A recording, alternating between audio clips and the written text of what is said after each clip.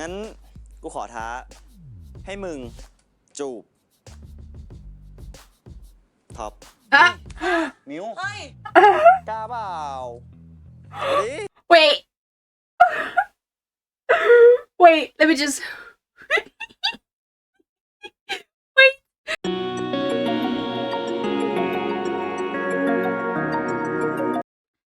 Hello, my name is Rin, and today I am watching episode 12 of Only Friends. This is the last episode, you guys. It's here. I'm scared. Ooh, it's gonna go down. This show has been amazing. Amazing. So good. From the very beginning all the way up until now, the mess has been messing. Okay, it has been such a hot mess, and I loved every second of it. Oh my god. Last week's episode was so good as well because alright, so first of all, do you remember I don't remember if it was last week's episode or one before, but I was like, before we found out Boeing was Sans ex, I think that's when I said it. I was like, why would they put Sans ex in the equation now? It's a bit late in the game. Doesn't really make much sense. Not going to bring anything to the. It's not going to bring anything to the party. Bro, was I wrong? And I'm so glad that I was, because Boeing came in and said, everybody's looking a little bit too happy, and I'm alone. Let me do something.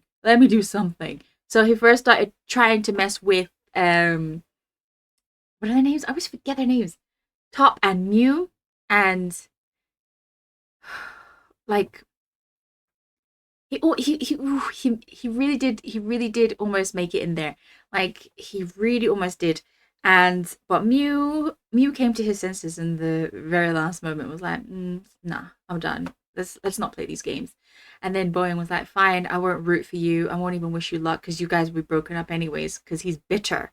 Boeing is bitter. B for bitter. Not Boeing, but bitter. He really said, whatevs, and he left. And then he tried to mess with Ray and Sans. No. Let me get to that in a minute. Let me recap Top and Mew first. After Boeing left and Top and Mew kind of went to Mew's mom and mom's cafe, and they kind of made up, and that was nice. Good for them, right? So they're now cute and cuddly, and Top's like, move in with me, and I'm like, no, maybe kind of establish the relationship a little bit more instead of all of a sudden, because before they broke up, they were together for less than 3 months. Now they want to move in together after such a big breakup. No. At least try and work your way back into the relationship first before you move in together. That's a big step, my guy. So anyway, they're going to do their thing. Then there's Not Sand. I'm going to get to Sand later.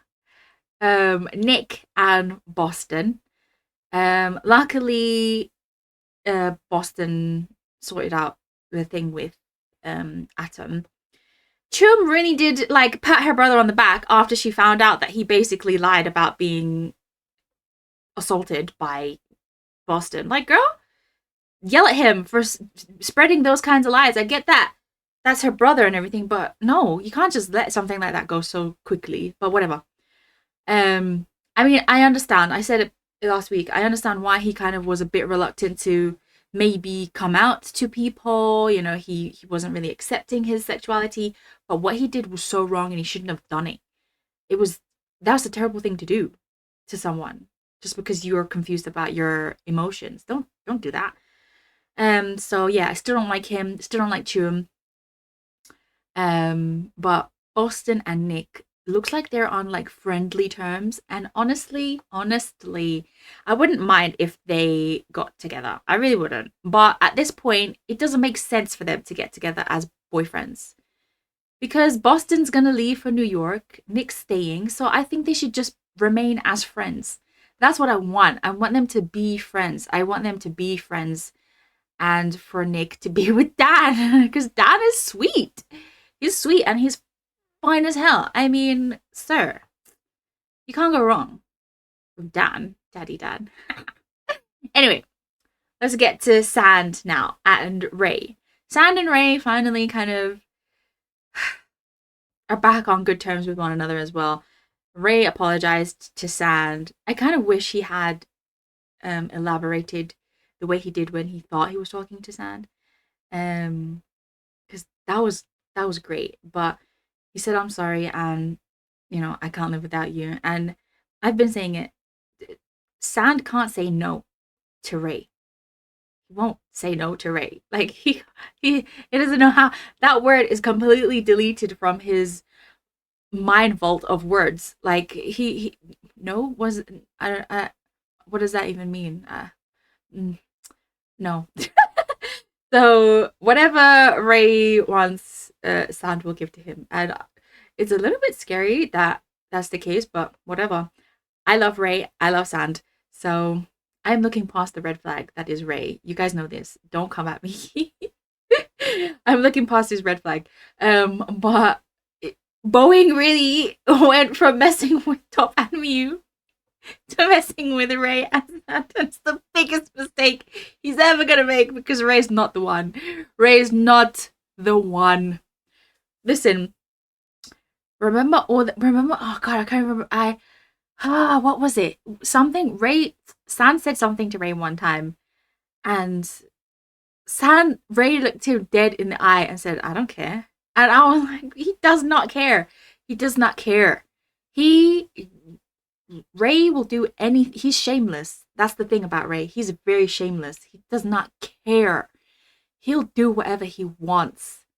without shame, without guilt. He'll do whatever he wants. So the fact that Boeing is coming in here now thinking he's gonna get Ray flustered, no sir, not Ray. Sand knows Ray, and he knows Boeing as well, but he knows Ray is not the one.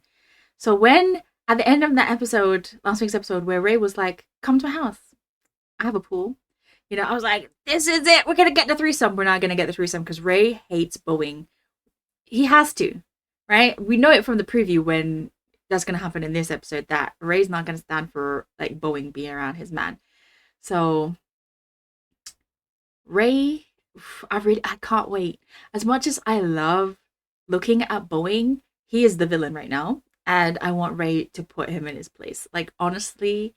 that will bring me the most joy in this final episode if Ray puts Boeing in his place, because he really needs to be put there. This man really came in thinking he was gonna wreak havoc on these two relationships. No, go away. But also in the preview, we saw, I don't know if that was like a manipulation clip of Boeing and Boston looking at one another. Because if Boeing and Boston end up together, I also wouldn't be mad. I would not be mad as long as Nick is safe and clean. I love this show so much.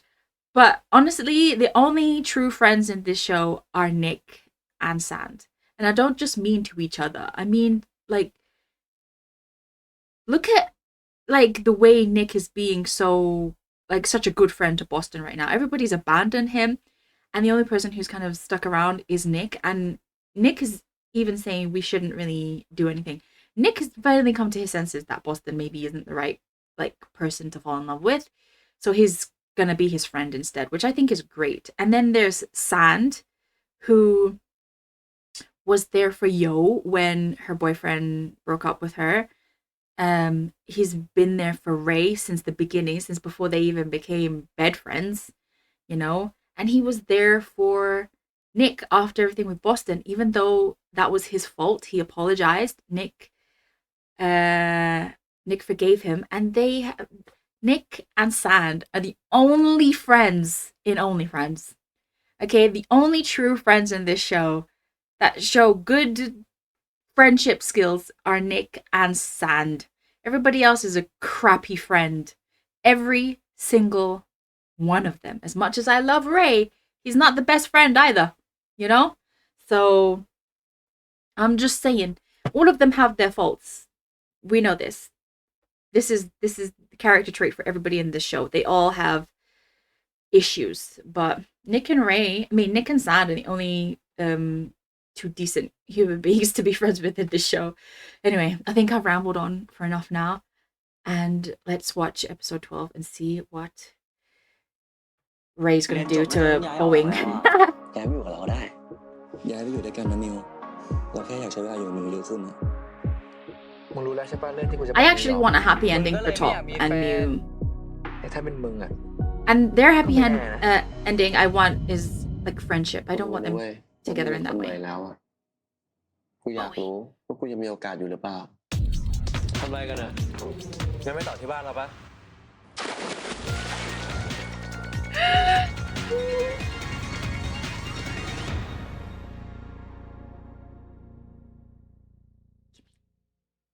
Give me.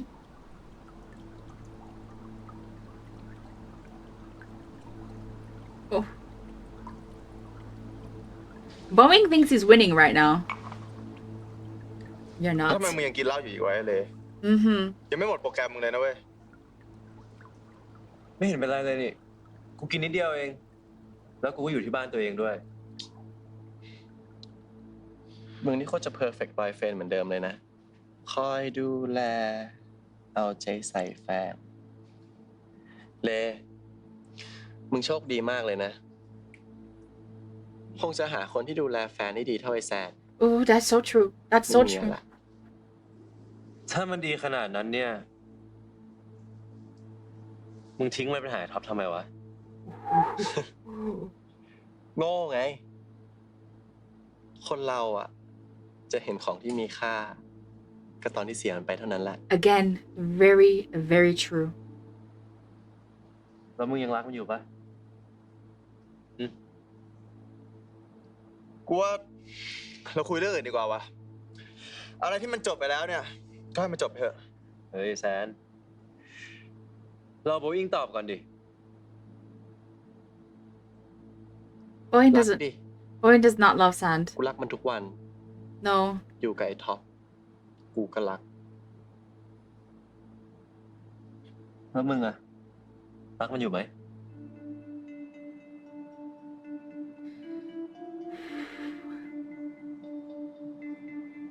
มึงเล่นเฮียอะไรของมึงเนี่ยกูไปละมึงตอบคำถามกูมาดิว่ายังรักมันอยู่หรือเปล่า Get your hands off. ตอบไม่ได้อะลองจูบกันดูไหมเผื่อกูจะได้คำตอบ Please don't do this. Oh God, I'm scared. I'm really scared now. I'm scared for sand.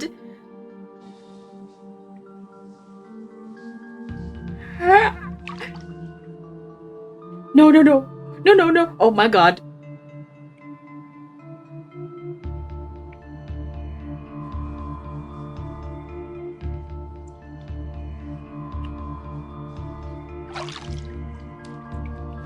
Ah!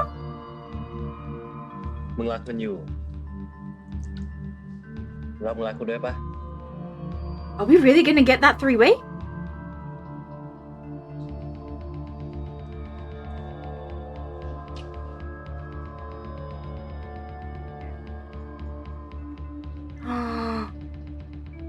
Bye, Boeing. No one cares about you right now. It sucks to be you, Boeing.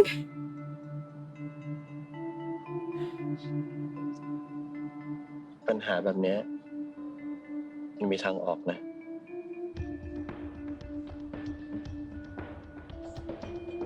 Oh my God. Are we gonna get this three-way? No. Oh my God.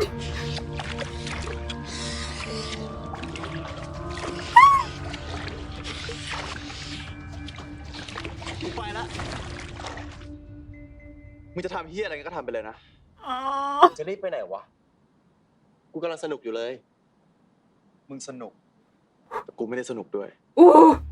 this was so mean to poor Sand. Ray, I look past your bad behavior a lot of the times, but please don't hurt Sand like this. Fix it. Fix it. แซน That was mean. It was hot, but it was mean. มึงยังกล้าถามกูอีกว่ากูเป็นอะไรอ่ะมึงทำเฮียอะไรของมึงวะ กูทำอะไร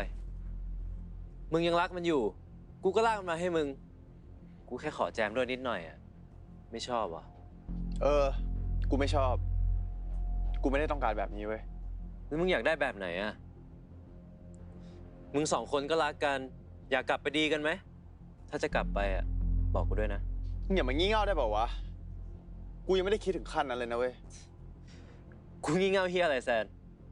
กูได้ยินมึง2 คนคุยกันในร้านเหล้า เรื่องความฝันของมึง2 คนที่อยากไปคอนเสิร์ตทั่วโลกอะยังไงอะมันกลับมาหามึงแล้วนี่ ไปด้วยกันไหมล่ะ มึงก็แค่แฟนเก่าเปล่าวะ ใครๆมันก็มีอดีตกันทั้งนั้นอะทีมึงยังชอบไอ้มิวได้เลย That is so true. กูถามจริงเหอะมึงยังรักมันอยู่เปล่าวะ กูเคยชอบไอ้มิว ใช่ กูรักมันด้วย แต่กูรักมันแบบเพื่อน แต่ของมึงอะเป็นแบบไหนวะ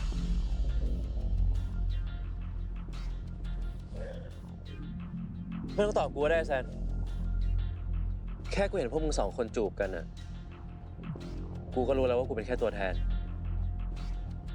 กูพูดแบบแฟร์ๆเลยนะ Wait, hold on a กูก็ second. รู้แล้วว่า No. The way he kissed you was way more passionate than the way he kissed Boeing. No offense to Boeing, but bro, excuse me, Ray, were you not in the moment just then? Did you not feel his hands grabbing your neck? Sir, huh? Sometimes Ray can be real dumb. กูเป็นแค่ตัวแทน Sand loves you, stupid. กูพูดแบบแฟร์ๆเลยนะ I hope Sand loves you. กูไม่ชอบที่มันมาป้วนเปี้ยนในชีวิตมึงแบบเนี้ย มาดักเจอที่ร้านเหล้า ทำบทเศร้า ใครก็ดูออกบอกว่าอยากได้มึงคืนอะ หรือถ้ามึงจะเลือกมันอะก็ช่วยบอกกูหน่อยนะ แต่ถ้ามึงเลือกกูอะมึงก็ไปจัดการให้มันจบๆ ไม่งั้นกูจะจัดการเอง I really want Ray to do it. I want Ray to do it with Boeing. I really do. Because Sand's gonna do it very gently and nice. Whereas Ray will get shit up. Boeing, you... I've been really trying not to swear. I'm really trying so hard. I find it so hard not to swear at bad people. But Boeing, you need to leave right now because Ray is going to... He's gonna do that to you. He's gonna do... I'm scared for Boeing right now. As much as I want to see Ray do some bad things to him, I am terrified for him. And maybe it's a bad thing that Ray is gonna do this. Like, I'm of two minds. I want it to happen and I don't want it to happen. I mean, I want it to happen even more than I don't want it to happen. Because if Sand deals with it, you guys know Sand's gonna be, I don't want to be with you, go away. And, you know, use words. Whereas Ray's gonna do some stuff. Ooh. Bye, Boeing. It's not gonna end well for you, my guy. It's just not.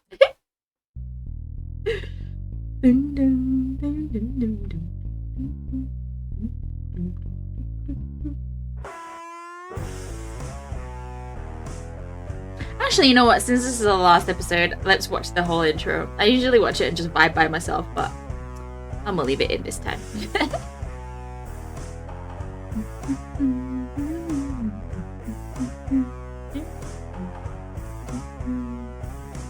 I'm kind of sad that we didn't get a lot of Yo and her boyfriend's relationship. Like, they look so cute. And even Chuum and her girlfriend. They could have shown us more of them, but I feel like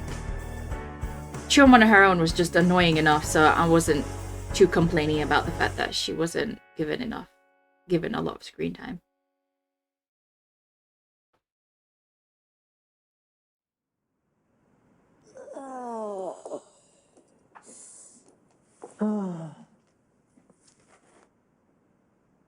Hey, มึง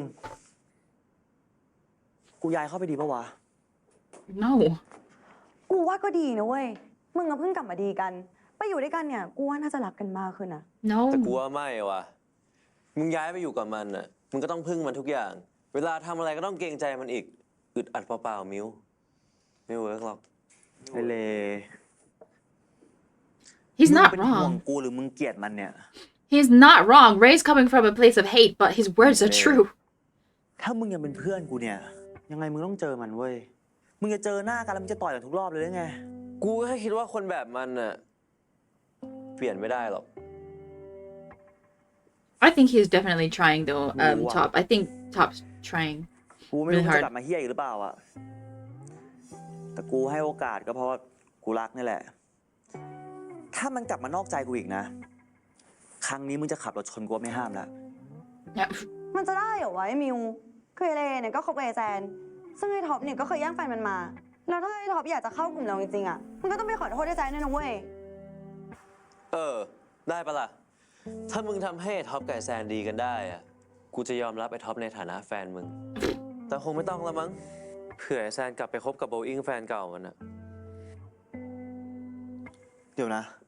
โบอิงนี่แฟนเก่าแซนเหรอวะ Mm-hmm. ดิทำไมวะ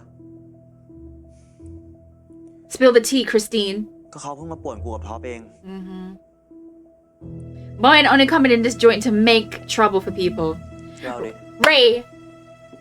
put him in his place, Ray. Put Bowen where he belongs. โอ้ยกูปวดหัว Are they gonna use Boston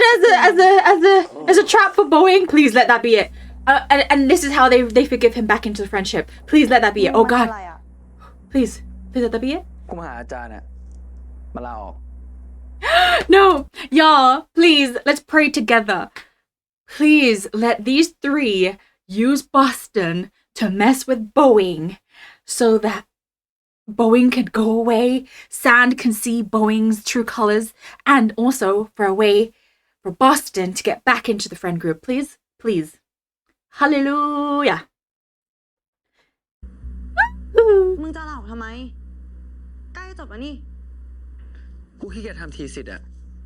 อีกอย่างกูไม่เอกงานรับปริญญาด้วย แม่งร้อน ไม่เป็นไร เดี๋ยวกูอ่ะเอาชื่อมึงกลับเข้าโปรเจกต์ก็ได้นะเว้ย Girl, you need to apologize for calling him มึง nasty ถามกู names. สองคนยัง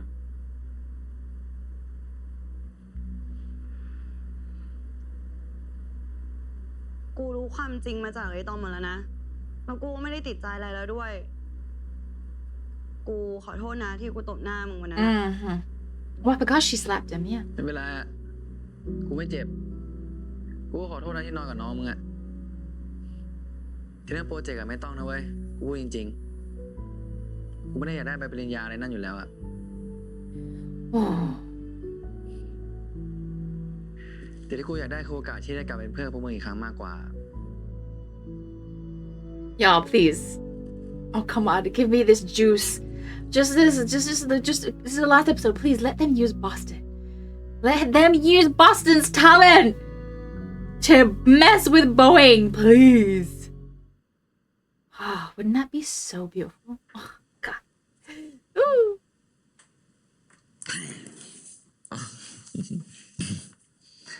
ทำอะไรอยู่เนี่ยฮะ เนี่ยเหรอ เรากำลังวาดแปลนรีโนเวทใหม่ให้มิวอยู่อะเราอยากให้ห้องนี้มีมุมของมิวด้วย เดี๋ยวตรงนี้เนี่ยเราจะบิวอินเป็นชั้นวางหนังสือนะ ส่วนตรงกลางเนี่ยเราก็จะทำเป็นห้องครัว เราจะได้ทำอาหารให้มิวกินทุกเช้า นี่เรายังไม่ได้บอกนะว่าจะย้ายมาอยู่กับท็อปอะเรื่องรีโนเวทอะยังไม่ต้องก็ได้มั้ง อ้าวทำไมอะยังไงมิวก็มานอนที่นี่บ่อยๆอยู่แล้วอะมิวไม่ต้องกลัวนะว่ามิวจะรำคาญเราอะหรือถ้าวันไหนเนี่ยมิวเกิดแบบเหม็นที่หน้าเราขึ้นมาหรือว่าเบื่อ I'll go hide. เดี๋ยวเราไปแอบของเราเองก็ได้ This man said I'll go hide. Boy, ย้ายไม่ stop อยู่ it. หรอโอ้ยแบบนี้น่าน้อยใจอะไม่ใช่อย่างงั้นท็อปมานี่เลย เอาจริงๆนะ เราอยากย้ายมาอยู่กับท็อปนะ แต่เราก็เกรงใจอะท็อปดูแลเราเปย์เราดีขนาดเนี้ยเรารู้สึกเหมือนเด็กเสียไงก็ไม่รู้อะแล้วจะไปคิดอย่างนั้นทำไมอะคือยังไงโรงแรมเนี้ยมันก็ต้องเป็นของเราอยู่แล้วพ่อเรายังไงก็ให้เราทำโรงแรมต่อ เราลูกคนเดียวคบกับเราอะมันก็สบายอย่างนี้แหละไม่เอาอะเราสร้างของเราเองดีกว่า เราไปทำโฮสเทลไปทำร้านคาเฟ่เล็กๆถึงจะรวยช้าหน่อยแต่ก็น่าจะมีความสุขดีอะโอเคงั้นเราไม่เลี้ยงมิวก็ได้แต่เดี๋ยวเราจะสร้างไปด้วยกันมรดกพ่อเนี่ยเราไม่เอาละเดี๋ยวเราจะออกไปอยู่ของเราเองแล้วก็เปิดบริษัทรับรีโนเวทออกแบบภายในอะไรอย่างนี้มิวคาเฟ่อะเดี๋ยวเราออกแบบให้ เดี๋ยวนะท็อปมรดกเนี่ยเก็บไว้ก่อนดีกว่าไหมฮะเพื่อฉุกเฉินทำไงอ่ะ นี่มิวย้ายมาอยู่กับเราเถอะเรามั่นใจแล้วว่ามิวอ่ะคือคนที่เราอยากเห็นหน้าทุกวัน เราอยากนอนคุยเรื่องอนาคตกับมิวแบบนี้ทุกคืนเลยอ่ะต่อจากนี้จะมีแค่เราสองคนนะไม่มีเรื่องของคนอื่นอีกแล้ว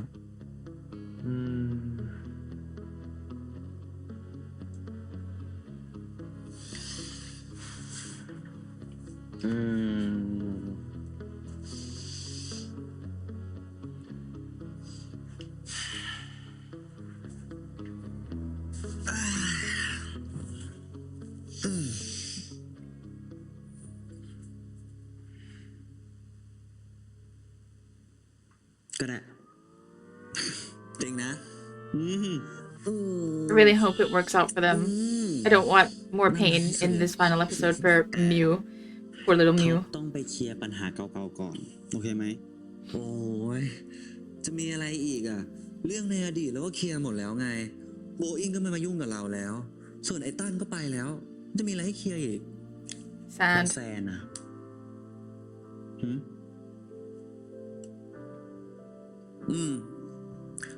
ตอนนั้นเรายอมรับเราเฮี้ยจริงแต่มีจะให้เราทำยังไงอ่ะเราว่าบางทีเขาแค่อาจจะอยากได้คำขอโทษจากท็อปก็ได้นะท็อปนะ Top really is like, oh, do I have to? เอาละวันก่อนเลยไหม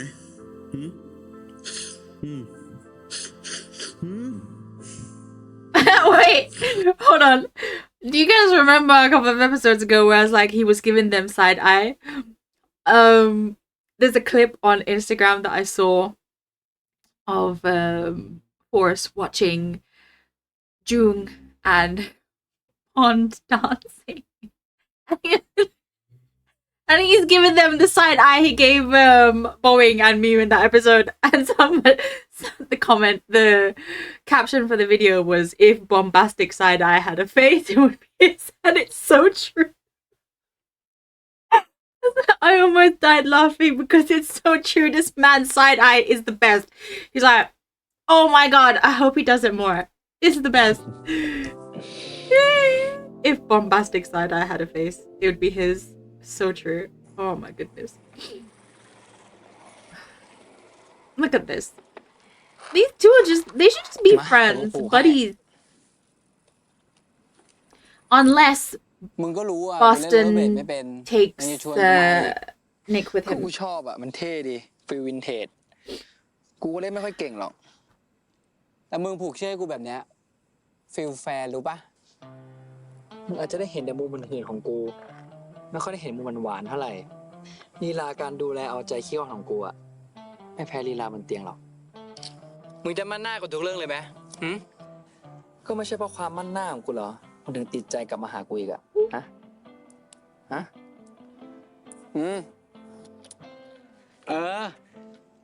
กูยอมมาลองยืนดู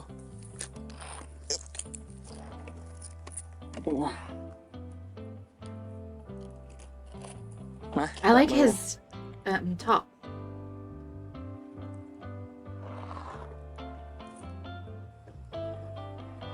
นี่ไงได้แล้วไม่เห็นยากเลยไม่ยากเหี้ยอะไรกูจะล้มอยู่แล้วเนี่ยล้มก็ไม่ต้องกลัว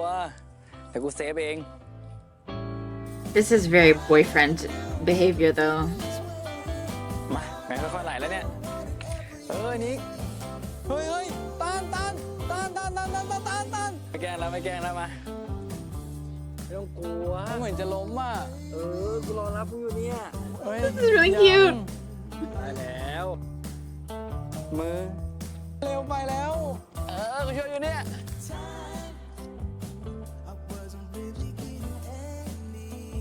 I'll tell you one thing though, this series, from the very first episode all the way until now, the music has been on point. Need the soundtrack in my life. เหนื่อยไหมเหนื่อยดิมึงอะปล่อยให้กูเล่นคนเดียวว่ากูกลัว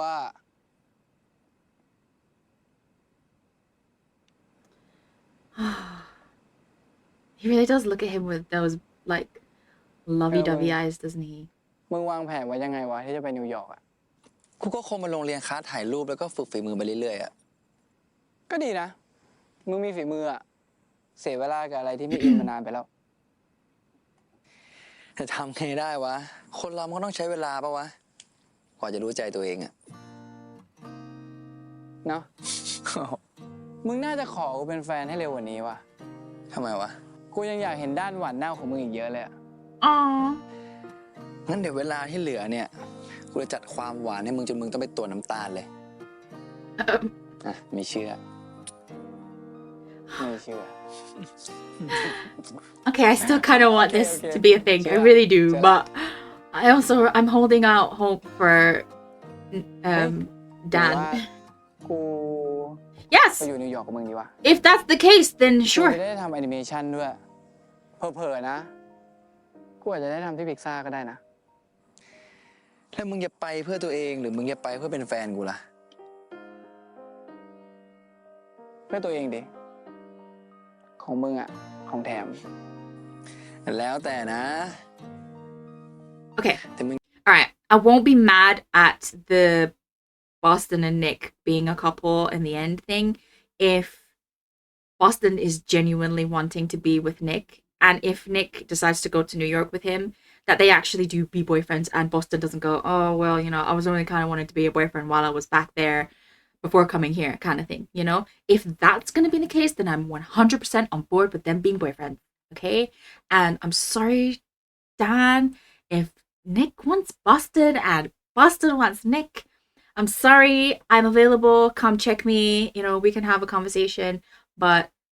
if these two are going to be a thing, then okay, มึงอย่า okay. ตามกูเลย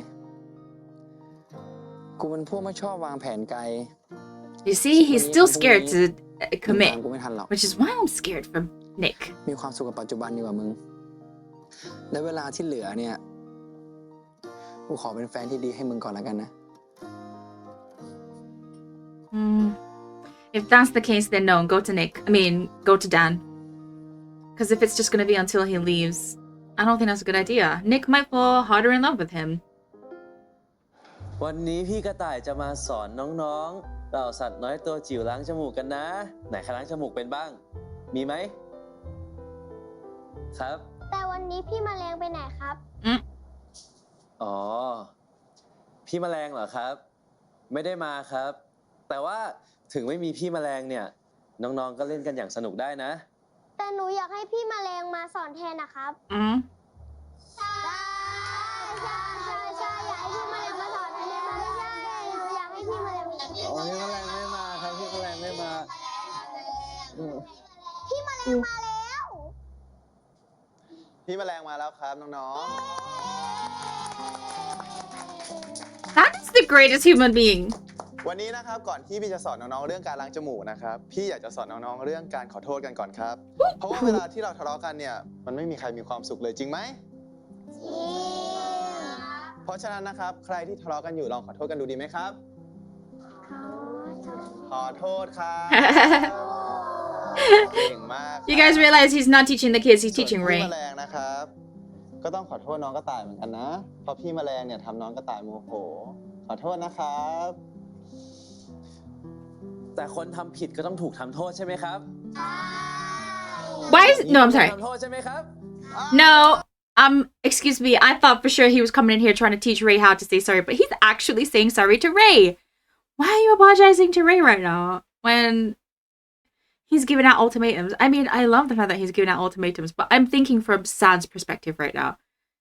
I wouldn't forgive him so easily. I wouldn't say sorry. I'd make him come to say sorry to me. That's what I would do. Ray needs to apologize to Sand right now. Why is it the other way around? Huh? Sand, you're too good. I mean, I'm glad, obviously. They are my ship. And they are sailing. But Ray, กูว่ามึงก็ดูเหมาะกับงานรักเด็กแบบนี้ดีนะ say sorry to him. ทำต่ออีกสัก100 ชั่วโมงดี And ปะ mean it this time. ไม่เอาอ่ะ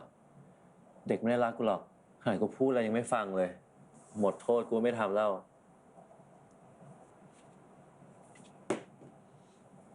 ไป แต่กูว่าเวลามึงทำอะไรแบบเนี้ยมันก็ดูน่ารักดีนะ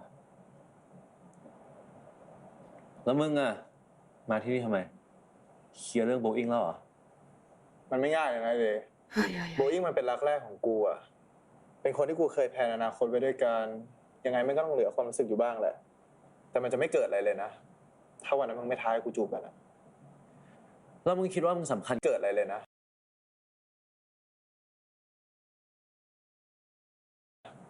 ถ้าวันนั้นมึงไม่ท้าให้กูจูบกันอะ Boeing doesn't แล้ว love มึงคิด you. ว่ามึงสำคัญกับมันขนาดนั้นปะล่ะ หมายความว่าไงวะ ก็ถ้ากูจะบอกว่ามันไม่ได้มาหามึงเป็นคนแรก มันไม่ได้คิดถึงมึง แต่ที่มันมาหามึง เพราะว่ามันถูกไอ้ท็อปเทมาอีกที มึงจะว่าไง มึงไปรู้อะไรมาเลย เดี๋ยวกูจัดการเอง Oh yes, let Ray handle กู it. อะกูไม่ปล่อยไปหรอก นี่ไงพวกแฟนเก่าที่ชอบมาลื้อฟื้นอีกแล้วนะ แม่งต้องเจอกูนี่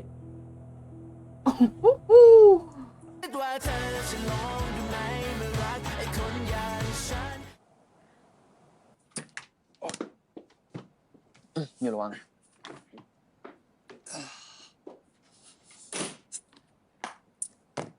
มาเดี๋ยวเราช่วย ยังเหลืออีกหลายกล่องเลยอ่ะ เราทิ้งไม่ลงอ่ะ ไม่เป็นไรหรอกเดี๋ยวเราสั่งเชลฟ์มาให้มิวใหม่ก็ได้นะ ห้องตรงนั้นมิวทำเป็นห้องสมุดเลยก็ได้ โอ้ยไม่ขนาดนั้นท็อป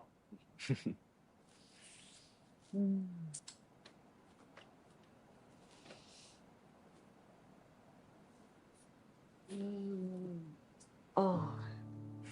นี่เราดีใจจังเลยอ่ะที่มิวย้ายมาอยู่กับเราอ่ะ ต่อจากนี้เนี่ยเราจะได้ไม่ต้องมีปัญหาเรื่องการนอนไม่หลับอีกอ่ะ เพราะว่าการนอนกอดมิวเนี่ยจะเป็นยานอนหลับให้เราเอง No, that's no. You can't rely on someone like that. That's not fair. เรามีเรื่องอยากจะขออยู่เรื่องนึงอ่ะ มิวอยากขออะไรอ่ะ เราทำให้หมดทุกอย่างแหละ เราอยากให้ท็อปกับเลเป็นเพื่อนกันได้ไหม เรื่องนี้จำเป็นด้วยเหรอ จำเป็นดิ ยังไงมันก็เพื่อนเรานะ อย่าให้เราต้องเลือกดิว่าเพื่อนหรือแฟนอ่ะ แล้วเราจะรู้ได้ยังไงอ่ะว่ามันจะไม่กลับมาชอบมิวอีกอ่ะ มันก็มีแซนอยู่แล้วไง คนที่ท็อปเคยไปแย่งแฟนมันนะ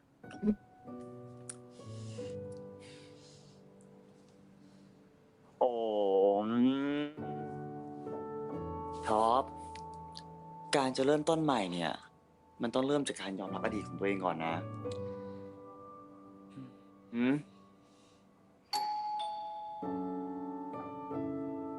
ใครมา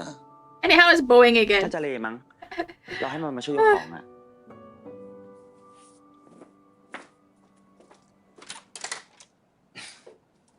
thank you มึง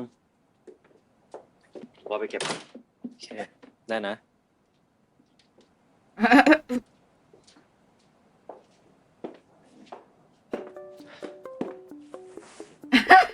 Good top. He looks like a sulky child. ดี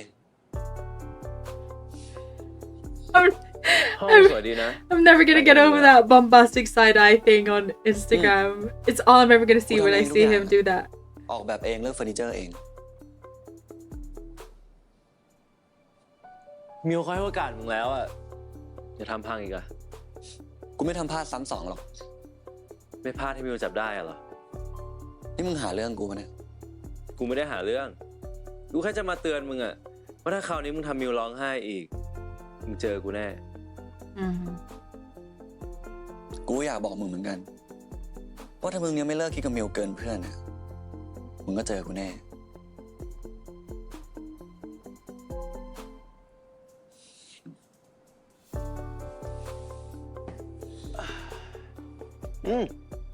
โซฟามึงสวยดีนะ ซื้อที่ไหนอะ อ๋อพอดีกูสั่งคัสตอมอ่ะ แต่ว่าถ้ามึงอยากได้เดี๋ยวกูส่งคอนแทคร้านให้ก็ได้นะ โอเค เอาอะไรปะกินเหล้าไหม ไม่เอามึงกูเลิกแล้ว ขอน้ำเปล่าแล้วกัน Y'all hear that? He said he quit. Let's see if that's the truth. มึงจะมาทำไมอีกวะ มาสร้างปัญหาวะ ปัญหาอะไร กูมาดี กูเอาบัตรอาร์ติกมังกี้มาให้มึง บัตรมันโซเอาแล้ว แต่กูก็หามาได้ เพราะกูรู้ว่ามึงอยากดู ถึงกูจะไม่ชอบฟังเพลงล็อกอะแต่กูไปยืนดูกับมึงได้นะ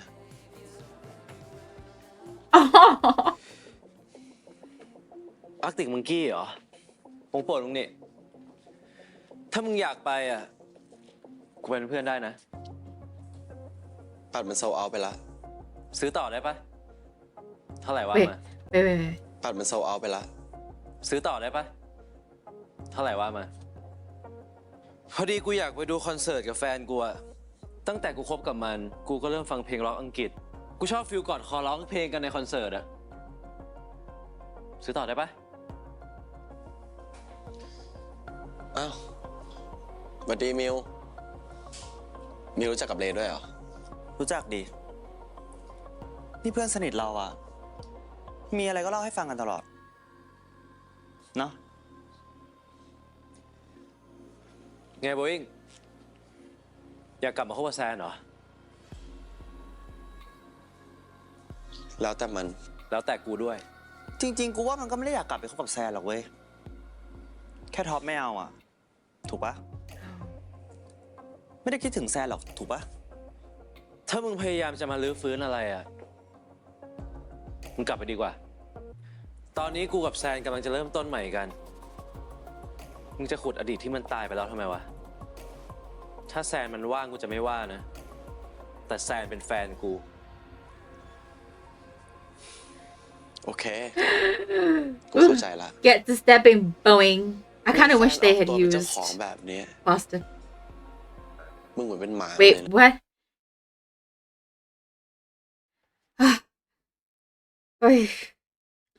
Boeing is definitely one of those guys when he gets rejected,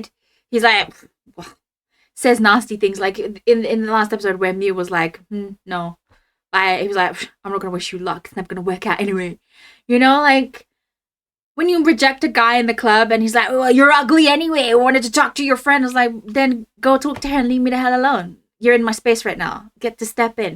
Boeing is that guy. Boeing is that guy. Who's he calling a dog right now? You better move before I climb in this TV and show you what's what. ดิ เวลากูรักใครอ่ะ กูก็เป็นหมาแบบนี้แหละ Oh, don't. แต่ What? เจ้าของกูเขาก็รักกูจริงใจกับกู ไม่ใช่พอเบื่อแล้วก็ไปหาตัวใหม่มาเลี้ยง It's not Sand willingly calling himself a dog.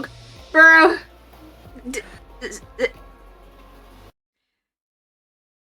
Sand is so in love with Ray that he's willing to call himself this.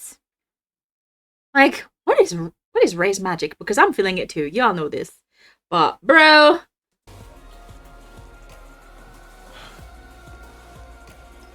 That was pretty good. I really did wish that it was the Boston thing มึ though. งนี่เวลาถึงก็น่ากลัวเหมือนกันนะเนี่ย แน่นอนดิ ก็กูไม่ชอบให้ใครมายุ่งกับคนของกูปะคนใหม่หรือคนเก่ากูก็ไม่ชอบ กูจัดการให้หมดแหละกูไม่เคยแพ้ใครอยู่แล้วปะ Oh yes, he did. นี่ เพื่อนเราอะรักใครรักแรงนะ ฝากด้วยอะ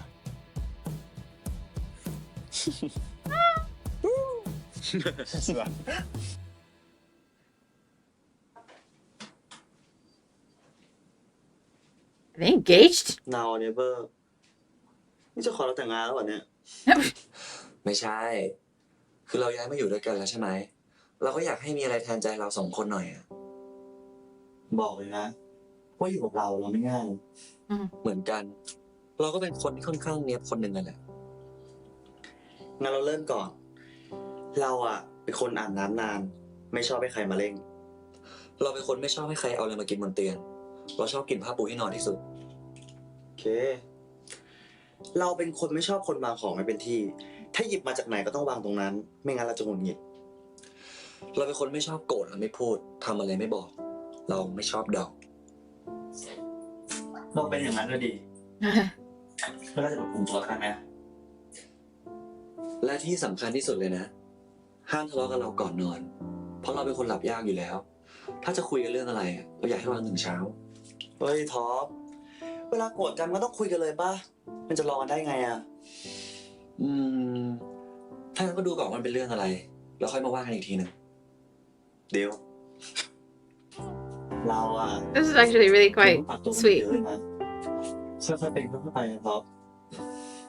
เหมือนกัน เพราะเราก็เป็นคนที่ยากคนหนึ่งเลยแหละ แต่เรามั่นใจนะว่าถ้าเราผ่านไปด้วยกันได้ เราจะคบกันยาวเลยแหละ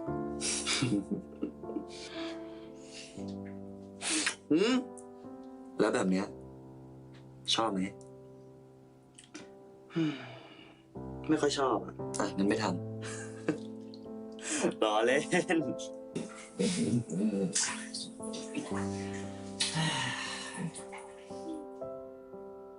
They are so cute together. Oh my god. I'm hoping that maybe they'll have another thing in the 2024 part 2 lineup. Like they don't have to like be the stars or anything, but I kind of would like to see them together again in something because they are cute as hell together. I can admit that. Top and Mew, maybe not my favorite characters in the show, but Forest and Book, I really do love their chemistry together. I think it's really nice. Look at these two. Kissy kissy.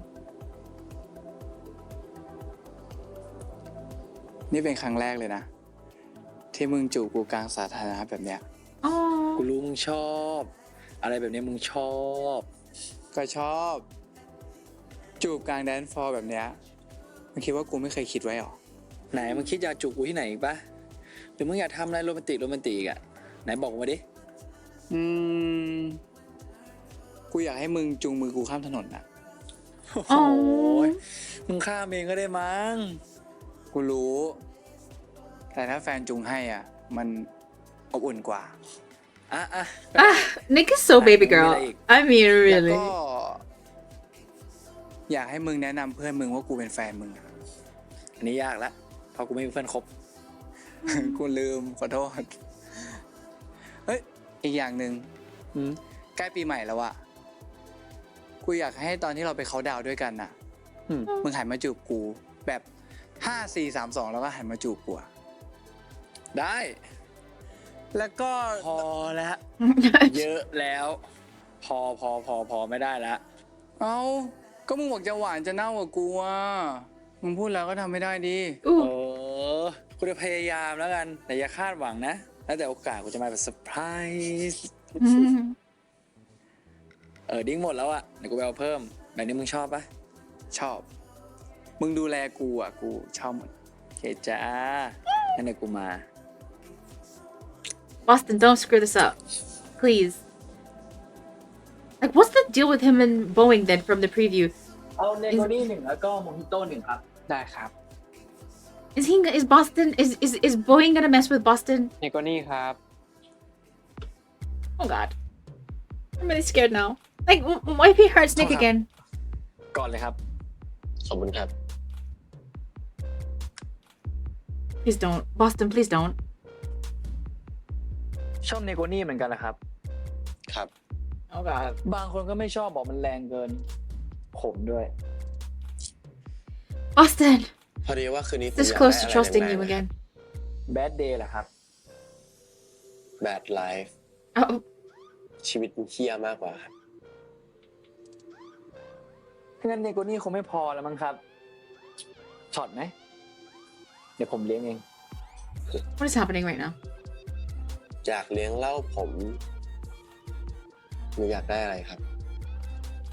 Oh, คืนนี้ผมอยาก Boston. พูดเยอะ I really wanted this to be a plan that the guys made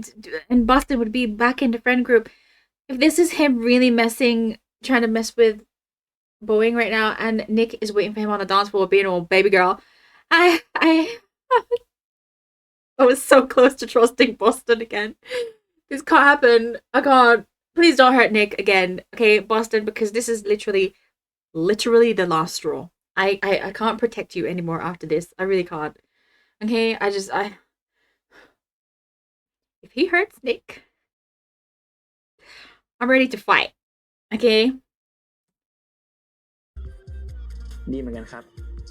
ผมก็ชอบอะไรไวๆเหมือนกัน นั่นแหละครับ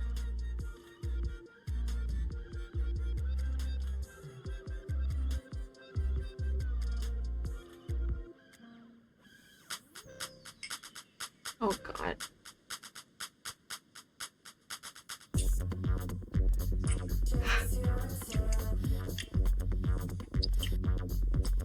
I can't look at it. I need to take my glasses off. I need to see this blurry vision right now. I can't. My head hurts. Oh my god. มาคนเดียวเหรอครับ น่ารักจัง Oh no. เปล่าครับ มากับแฟน Oh god, no. ขอโทษด้วยครับ Go find Dan. Go find Dan right now. Busted is over your love.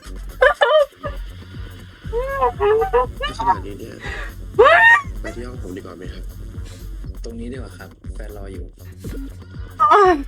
แต่แฟนไม่ว่าล่ะครับ แฟนโอเคครับ คุยกันแล้ว ผมว่าใช้เวลาตรงนี้เนี่ย สนุกกันต่อดีกว่าครับ No. Don't look at it. Don't look at it.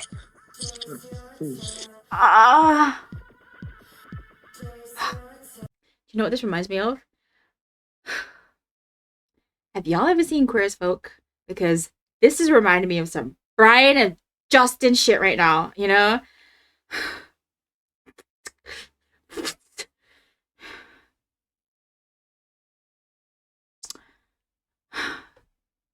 I always forgave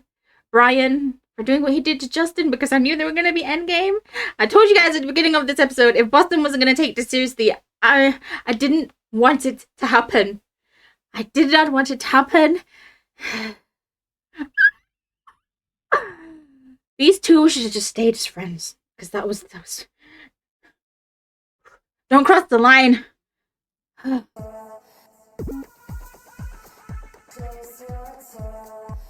Aish.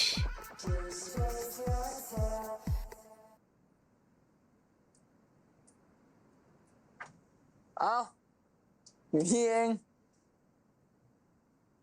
มึงดูดบุหรี่ด้วยเหรอเนี่ย ขอดูหน่อยดิ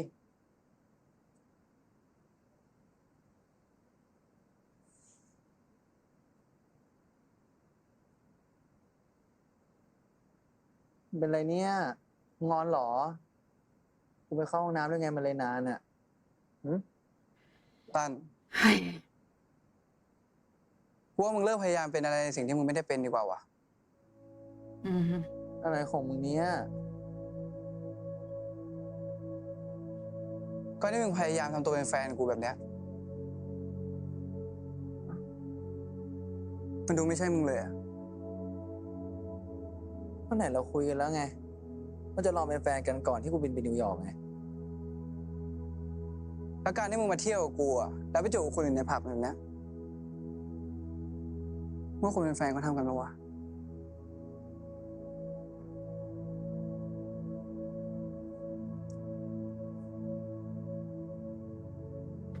Shame, shame. I know your name. กูคิดว่ากูทำใจกับความเป็นมึงได้แล้วนะ แต่พอกูมาเห็นจ่าๆแบบเมื่อกี้ว่ากูไม่ไหววะมึงก็แค่จูบเองปะวะก็ไม่ใช่เรื่องใหญ่ป่ะ No, man, this isn't fair. You keep stringing him along. This is not right. Just be his สุดท้ายกู friend. กลับบ้านแค่กับมึงนะเว้ย เห็นปะสำหรับมึงแม่งไม่ใช่เรื่องใหญ่เลยอะแต่สำหรับกูอะโคตรยากเลยอะคำว่าแฟนสำหรับกูอะนะมึงก็ต้องมีกูคนเดียวปะวะมึงแต่คำว่าแฟนสำหรับกูอะมันเป็นเรื่องของหัวใจไม่ใช่ตัวไงถึงกูจะไปจูบกับใครอะมึงก็เห็นอยู่ว่ากูหวานแค่กับมึงปะวะ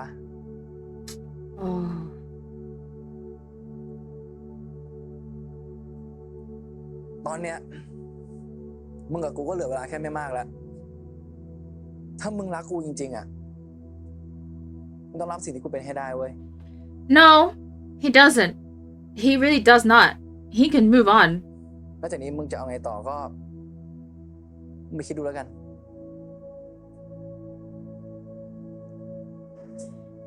I don't think Nick wants to accept this part of Boston, and he doesn't have to. Move on. You can move on. You don't have to accept something you don't want to. ฮะขอบใจนะมึง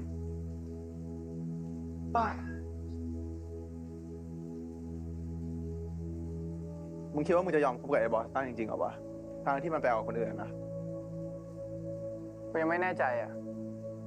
กูไม่รู้กูจะยอมเปล่า Please ตอบ don't. เลยนะ You're hurting yourself ถ้า now. มึงยอม ทำไมมันคิดกันวะ ก็มึงรักมันจนมึงไม่รักตัวเองแล้วไง มึงคิดว่าทุกอย่างที่มันทำให้มึงอ่ะ มันคือสิ่งที่ดีที่สุดแล้ว แต่กูว่ามันก็แฟร์นะ อย่างน้อยมันก็บอกกูตรงๆอ่ะว่าให้กูได้มากแค่ไหน กูยังไม่ต้องคาดหวังก็ จริงๆ เรื่องนี้กูว่ามันแล้วแต่คนว่ะ แต่มึงลองถามตัวเองดูแล้วกัน ว่ามันใช่แฟนแบบที่มึงอยากได้หรือเปล่า มึงมีดีกว่านั้นเว้ยนิก อย่าลดความคาดหวังของตัวเองดีวะ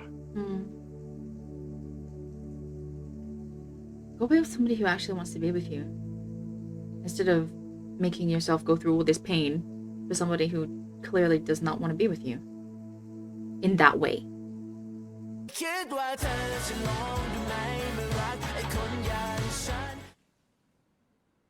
December 31st. This New Year's Eve. ขอบใจมากนะเว้ยที่พวกมึงไม่ออกต่างจังหวัดแล้วก็มาปาร์ตี้กับกูเนี่ย ก็มึงย้ำนักย้ำหนาเนี่ยว่าห้ามไปไหนอ่ะ จะทำอะไรของมึงไว้เชื่อม ไม่มีอะไรเลยก็เทศกาลปีใหม่ปะวันแห่งความสุขเนี่ยก็ทิ้งสิ่งแย่ๆไว้จากปีที่แล้วแล้วก็เริ่มต้นใหม่เนี่ยกูก็อยากจะอยู่กับคนที่กูรักกูแคร์ไง โอเค แซนขอบใจมากนะเว้ยที่อุปถัมภ์ไอเลมันอะมันต้องการคนดูแลมันนะแล้วเว้ย ไอเชื่อมกูไม่ใช่หมาจรเว้ย โอเค ก็พูดถูกแล้วไม่ใช่เหรอวะ มึงชอบมาหากูเวลาที่มึงต้องการอ่ะ มึงก็เหมือนกับหมาจรจัดมาหากูเวลาอยากได้ข้าวนะ อ้าวไอ้แซน อ้าวไอ้ตั้นกูนึกว่ามึงจะไม่มาซะอีก กูไปคิดธุระกลับไปนิวยอร์กมาเลยมาสาย เฮ้ยเนี่ยไอ้ตั้นมันจะไปอยู่แล้ว ให้โอกาสมันได้ทำได้ลาได้ขอโทษความเฮี้ยความหาอะไรของมันเนาะใช่ป่ะตั้นมึงอยากขอโทษมันใช่ป่ะ มึงกูไปเอาดิ้งเพิ่มนะ เดี๋ยวมา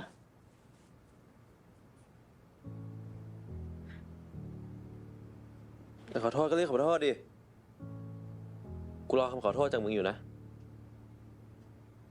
ขอโทษ ขอโทษเรื่องอะไร ขอโทษใคร ขอโทษแมวขอโทษหมาเหรอ ขอโทษมึงอะกูขอโทษที่แอบถ่ายมึงกับมิวแล้วกูขอโทษที่วันนั้นกูเมาแล้วก็บอกไอ้แซนว่ามึงชอบมิวแต่เรื่องที่กูต่อยมึงอะกูไม่ขอโทษนะเพราะมึงต่อยกูก่อน สมควรโดนแล้วมึงอ่ะแต่จริงๆนะตั้น คนที่จะให้โอกาสมันกลับเข้ากลุ่มได้อะคงมีแค่มิวไปขอโทษมันด้วยอ่ะ เชื่อแต่ทำไมไอ้มิวมันให้โอกาสท็อปแต่ทำไมมันยังโกรธกูอยู่วะ มึงอย่าเปรียบเทียบกูกับมึงดิ กูผ่านโปรเซสของกูหมดแล้วอะกูมีมันจะยอมยกโทษให้ That is true. That is very true. แล้วกูบอกให้มึงชวนไอ้นิกมาเนี่ยทำไมไอ้นิกมันไม่มาวะ มึงทำหน้าดิมึงทำเฮี้ยใส่มันมาอีกอะดิ กูขอตัวก่อนนะ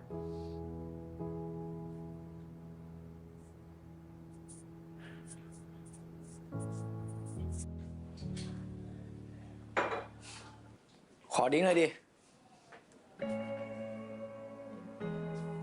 ชงเอาเองดิ กูขอโทษ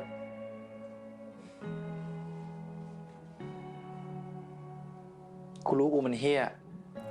และกูไม่หวังให้มึงยกโทษให้กูด้วย กูแค่อยากให้มึงรู้ว่าที่กูทำอะไม่ใช่เพราะกูเกลียดมึง Wait, แต่เป็นเพราะความทำอะ I thought he said because I ไม่ hate ใช่ you. เพราะกูเกลียดมึง แต่เป็นเพราะความไม่คิดที่เลยของกู ขอโทษนั้นที่ปล่อยให้ความอยากมันทำลายความเป็นเพื่อนอะ กูจะบอกมึงเหมือนที่กูบอกท็อปนะ กูให้อภัย แต่กูไม่ลืม Mm. ส่วนความเป็นเพื่อนของกูกับมึงอะมันจบลงไปแล้ว มันไม่ได้มาง่ายๆ แต่มึงก็ไม่สนอะไรอยู่แล้วปะเดี๋ยวมึงก็หนีปัญหาทุกอย่างมาอยู่นิวยอร์กอยู่แล้วนี่ กูแค่อยากไปที่ใหม่ๆอะเผื่อกูจะได้เป็นคนใหม่ มึงอย่าหวังเลยตั้นถ้ามึงจะเปลี่ยนจากข้างนอกอะแต่ข้างในยังเหมือนเดิมอะมันก็ไม่ช่วย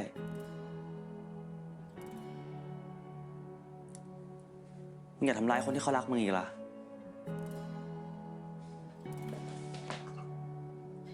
I'm on Mew's side. I wouldn't. If Boston did what he did to me, I wouldn't forgive him either. Well, he forgave him, but he's not gonna be his friend. ตั้นมิวไปเล่นเกมกันปะไปเถอะ You don't have to be somebody's friend even after you forgive them for what they did to you. เอาไว้เอาไว้ ขอเริ่มเป็นคนแรก1 2 3โอ้เชื่ออะไรคะ เอาไงดีวะ ทุรก็ได้ งั้นเราขอถามว่า อะไรพิวแกล้งเราปะเนี่ย ถ้าคะแนนเต็ม10มิวให้ท็อปเท่าไหร่เรื่องอย่างว่า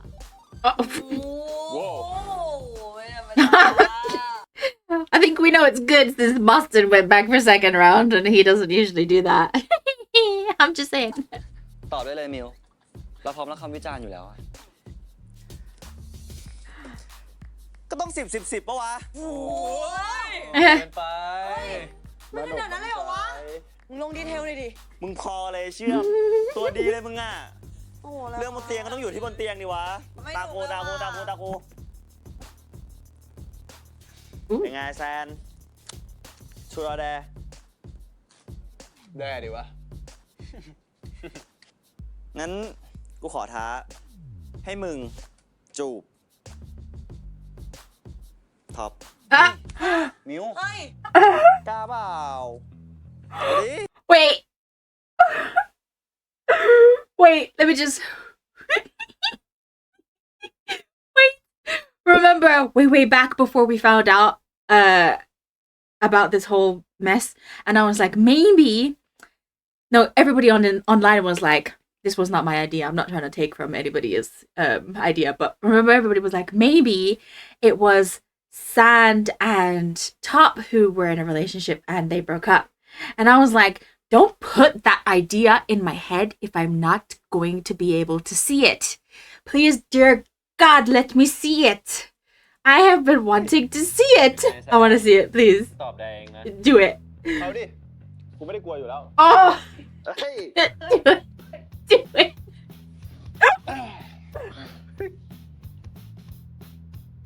กูขอโทษที่เคยแย่งแฟนมา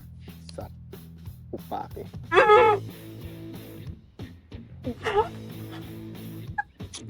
เฮ้ย โอ้โห กูรู้แล้วว่ามึงไม่กลัวมันอะ เรื่องพวกนี้มึงยอมกันไม่ได้เลยใช่ไหมเนี่ย ว่านะไอ้มิว มึงให้10กับไอ้ท็อปอะเกินไปว่ะไม่กระจอก โหมึงอะไรไอสัตว์เข้ามามีจังหวะเลย อยากมีจังหวะกับมึงอยู่แล้วบอกว่า Oh. Oh. โอเคต่อแฟนมึงอ่ะ หมดเลยแล้ว Oh. That was great. ไหนพวกมึง กูกับท็อปจะไปดูพูกันอ่ะสนเปล่า ไม่ไปอ่ะ กูดูจนเบื่อแล้ว กูจะอยู่ที่นี่เล่นน้ำกับพิวเนาะ I'm glad they gave us that. Wait, hold on. Has everybody kissed everybody in this series now? Have all the boys kissed each other? Wait, Nick hasn't kissed. Who did Nick kiss? Nick kissed a lot of people, but not half of this group here. Oh, I wouldn't mind seeing Nick kiss some more people. ไปดิ กูไม่ได้ดูพูนานแล้วด้วย ปกติเขาดาวกูไม่อยู่แต่ในผับวะ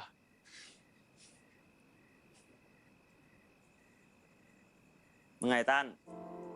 ไปเปล่า มึงชวนกูมารยาทหรือมึงอยากให้กูไปจริงๆเนี่ย อย่าเรื่องมากดิ ไปไม่ไปแค่นั้นแหละ ไป เอ้าไอ้นิกทำไมเพิ่งมาวะ โทษทีมึง กูตัดสินใจนานเลยมาช้า พวกกูกำลังจะไปดูพูกันน่ะ ไปด้วยไหม Look how happy he is whenever Nick is around. Like, Boston, กู you ไม่อยากเขาดาวคนเดียวอยู่แล้วอะ sort your life out, my guy. ไปดิ ไปมึง บายมึง ไปยังไงเชื่อ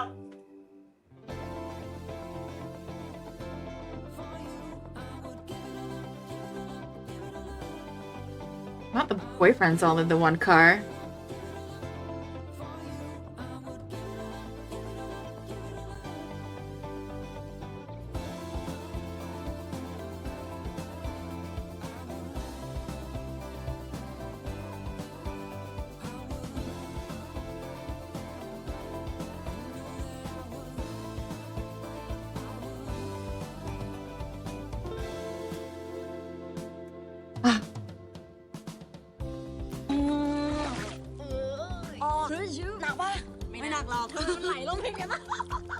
คนขับ อ่ะจริงแล้วค่ะผู้โดยสาร ขอบคุณครับ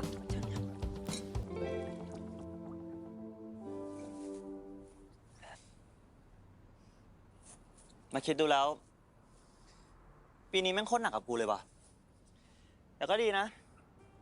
กูก็ได้รู้จักตัวเองดีอะปีหน้าไม่ต้องดีกว่านี้เว้ย พวกมึงอะแทนอะไรกันไปปะ กูมีนะ กูจะเลิกเหล้าอ่ะ เฮ้ย แบบบายบายร้านเหล้า no more ร้านเหล้า ดีแล้ว แต่กูจะมีสังคมเหรอวะ มึงก็อยู่กับกูนี่ไง กูว่าจะเลิกเป็นนักดนตรีร้านเหล้าแล้วอะ ทำไมอะ ก็ถ้ากูยังทำงานที่ร้านเหล้าอะเวลามึงมาหากูมึงก็ต้องเจอคนกินเหล้าแล้วเดี๋ยวมึงอาจจะอดใจไม่ไหวเอง ไม่ต้องขนาดนั้นก็ได้ปะวะ กูไหว โอ้โห เรายังไงดีวะเนี่ย ไอแซนแม่งเล่นใหญ่ขนาดนี้อะ นี่มิว เราซื้อตึกให้เอาปะ อ้าว เราอยากทำธุรกิจอะไรหรือเปล่าอะเราอยากทำอะไรร่วมกับมิวอะ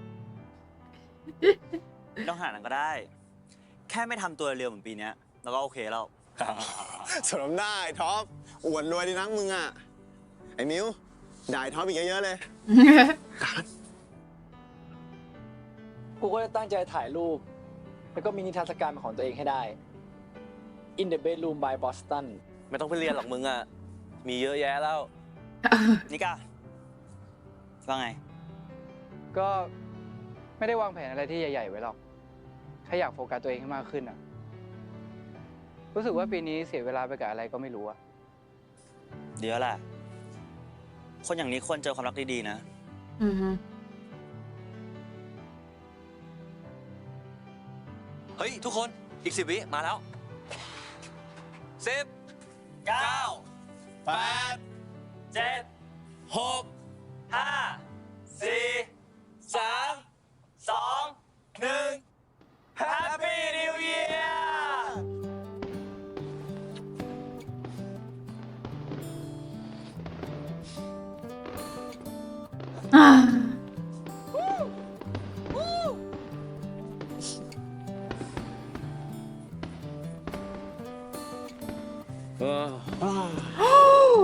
Rejected! Boston, you got rejected! And this is Nick's dream, and oh, Boston, you นี่เป็นเพราะแผนของเชื่อมเลยนะ You messed up เพื่อนกลับมาดีกันได้ขนาดเนี้ยก็ไม่อยากจบปีไปด้วยความเกลียดนะพิวเดี๋ยวล่ะอยู่กับเชื่อมอะ energy โคตรดี Aw. มันก็อยู่กับเราไปนานๆนะ I really do kind of wish we got to see more of them together, because it looks like maybe Chum isn't as annoying when she's just with her girlfriend. When she's with these lot, she's very loud and obnoxious, and I don't like it. รถค่อยเอาพรุ่งนี้แล้วกันเนาะ ได้ ไปเลยกลับเลยปะ กูว่าจะเลื่อยเปื่อยตรงนี้สักแป๊บนึงอ่ะ ไปก่อนเลยมึง ขอบใจมากๆนะไอ้มิวที่ชวนกูมาวันเนี้ยไว้ปีหน้าถ้าพวกมึงว่างอะไปเข้าดาวน์ที่นิวยอร์กดิ เดี๋ยวกูรอ ไม่ดีกว่ามึง กูกับมึงไม่จำเป็นต้องเป็นเพื่อนกันแล้วก็ได้นะ เอาจริงๆที่วันเนี้ยกูทำดีกับมึงอะพอให้เชื่อมันขอ กูก็แค่ไม่อยากให้งานมันก่อยอะแต่กูขอให้มึงโชคดีนะ กับการเปลี่ยนแปลงตัวเองอะ I am not mad at Mew right now. Those words are hurtful. They pain me to hear them, but I'm not mad at him. I respect him.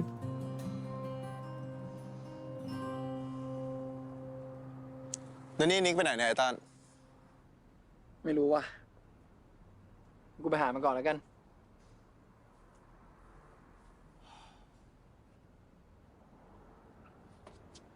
เจอกันพวกมึง เจอกันมึง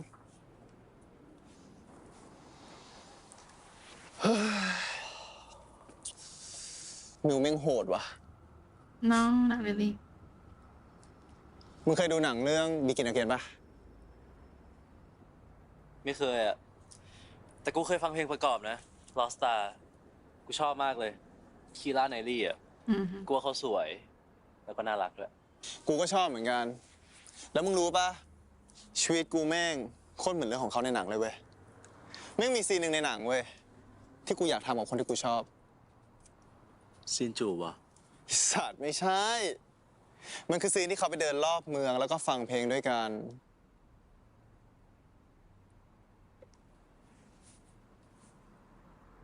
มึงอยากไปเดินเล่นแล้วก็ฟังเพลงกับกูปะ เอาดิ เดี๋ยวกูเป็นคีร่าไนลี่ให้มึงเอง โอ้โห มึงมันสวยมาจากไหนวะฮะ Yes. วันนี้กูต้องเรียกมึงว่าแบบไฮโซคุณหนูเล่คนสวยปะ แน่นอน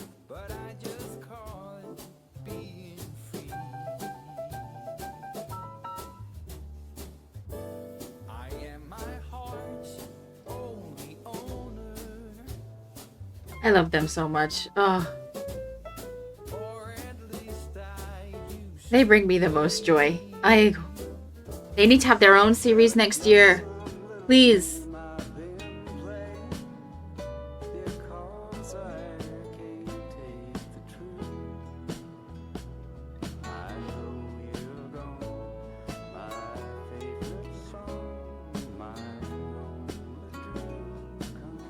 This is really sweet.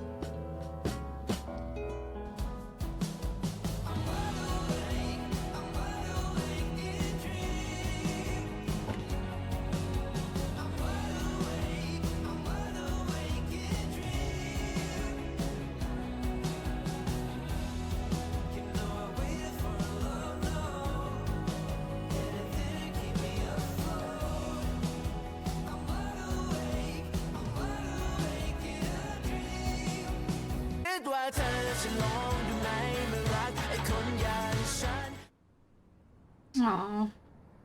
เอ้าทำไมมานั่งอยู่คนเดียวเนี่ย มึง กลับบ้านกันนอนห้องกู มีของขวัญปีใหม่ให้มึงด้วย เพื่อ ลองดูก่อน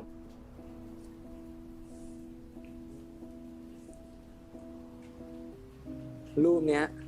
มึงน่ารักชิบหาย กูบอกมึงแล้วใช่ปะเห็นไหม ถ้าถ่ายคนที่รู้มุมมึงดีๆอะรูปออกมาเป็นแบบนี้แหละ กูชอบนะ ขอบคุณนะมึง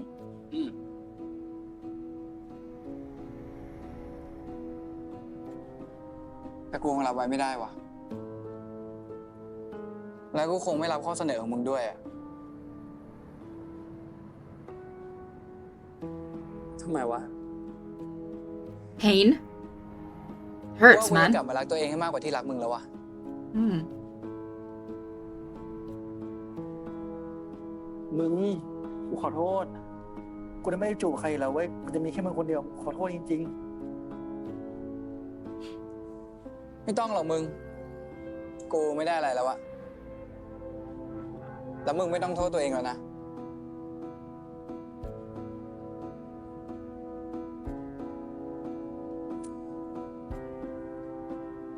มึงฟังกูนะตัน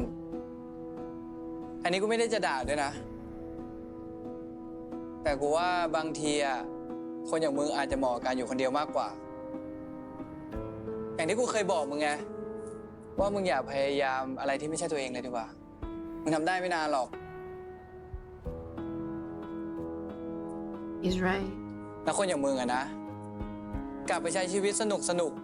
แรงๆอย่างที่มึงชอบอะคงดีกว่าที่ต้องมานั่งเอาใจคนเพ้อฝันอย่างกูอะ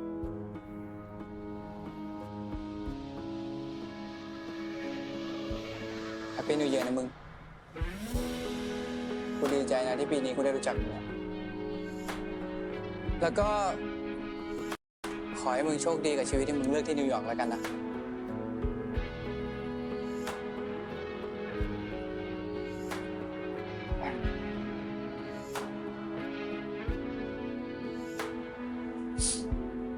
Oh,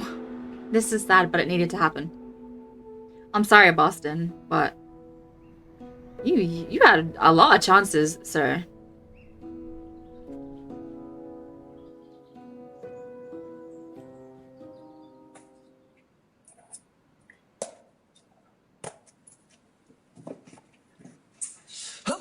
Mm.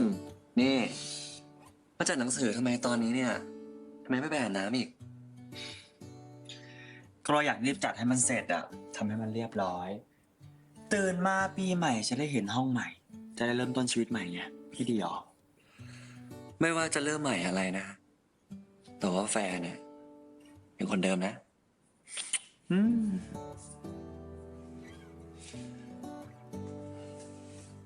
I would like to thank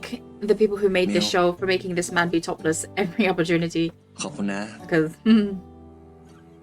ที่ทำให้เราอยากเป็นคนที่ดีขึ้นนะ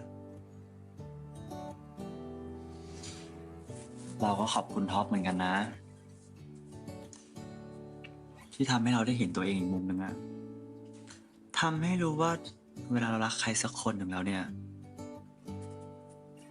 เราไปที่สุดขนาดไหน โอ้ยแต่มุมอย่างนั้นไม่เอานะ เราขอมุมน่ารักแบบเมื่อก่อนดีกว่า หรือยังไงอะกลับไปใส่แว่นไหมเนี่ย ไม่เอา น่ารักจะตาย เนาะใส่แว่นปะ ไม่เอาแล้วท็อปเราถามมาดิเขาว่าเราแย่ไหมอะที่เราไม่ให้โอกาสไอ้บอสตันมันอะ ไม่นะ ต่อให้ความเร็วของเรากับไอ้ตั้นมันจะพอกันนะแต่นี่มันชีวิตมิวมีสิทธิ์ที่จะเลือกให้ใครอยู่หรือไปก็ได้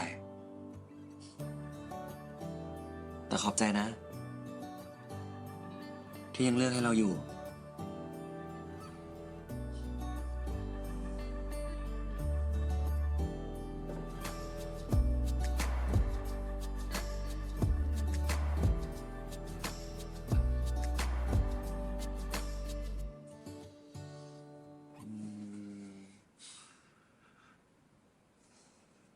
ตั้งแต่กลับมาดีกันนะเรายังไม่ได้มีอะไรกันเลยนะ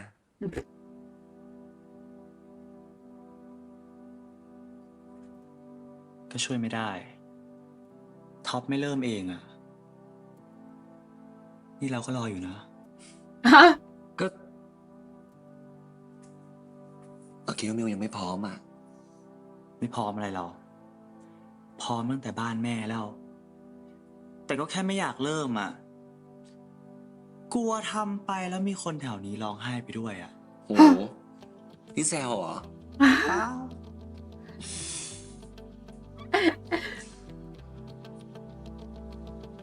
งั้นเราจะทำให้มิวรู้เองว่า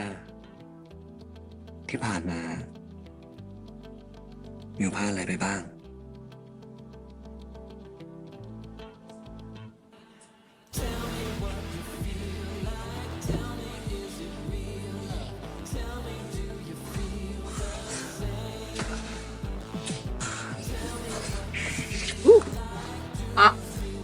Oh, well then, up against the bookcase, sure, why not? Not him about to bite the booty, huh? เป็นไงบ้างมิว นี่เพราะว่ามิวบอกเพื่อนว่าให้เราเต็ม10เลยนะ เราทำเต็มที่เลยอะ เรากลัวท็อปเสียหน้าเหอะ พวกนี้เขาว่าไงอะมีเซ็กกับเราไม่ดีเหรอ ก็ดี แต่แค่เคยเจอดีกว่านี้แล้วอะ เดี๋ยวนะ เราไม่ใช่คนแรกของมิวเหรอ ท็อปคือว่า เราล้อเล่นน่ะ ร้ายนะเนี่ย ล้อเล่น มิวแต่เอาจริงไหม I still think Mew did things with other people, but not, you know, like full ทำไม on, อะท็อปจะพูดว่า you know. แต่มิวเป็นคนสุดท้ายนะ เราวิ่งไปอ้วกในห้องน้ำไปนะ เราไม่พูดอะไรเสลิมนั้นหรอก เสลอแล้วใครเนาะที่มันไปขอเป็นแฟนกลางร้านเหล้าอ่ะ ตอนนั้นเราอยากได้ปะเราก็ต้องทำทุกอย่างแหละ แต่ก็คุ้มนะที่เรายอมอายวันนั้นน่ะ ไม่งั้นน่ะ เราก็ไม่ได้มิวมานอนกอดแบบนี้หรอก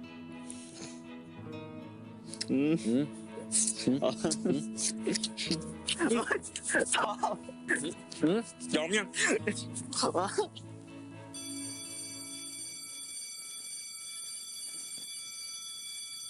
เกิดอะไรขึ้นนะท็อป ฮัลโหล เกิดอะไรขึ้นนะครับ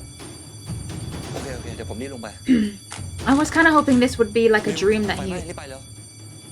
that he would, you know, have. เร็ว And not that the building was actually on fire. ไป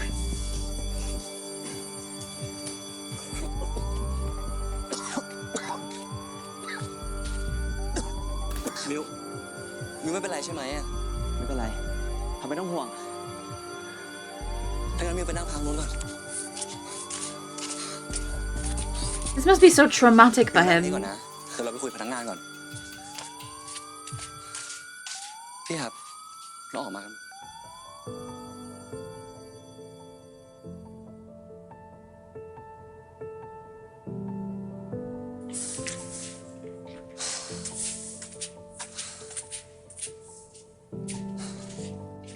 เจ้าที่กำลังควบคุมเพลิงอยู่อะไฟไม่ลามแล้ว น่าจะไหม้แค่ในห้องครัว มีใครเป็นไรปะ ไม่มีอะคนออกมาได้ทันอะ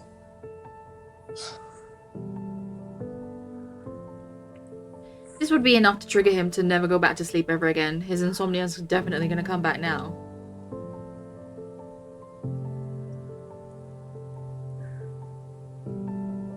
ท็อปโอเคไหม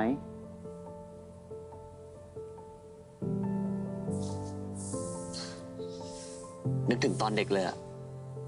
แต่โอเค ต้องขอบคุณมิวนะ ถ้าไม่มีมิวนิดเราสติแตกแน่เลยอะ ไม่เลย เราไม่ได้ช่วยอะไรท็อปเลย ท็อปมาแหละ ที่มีความเป็นผู้นำควบคุมไปทุกอย่าง เก่งมากนะ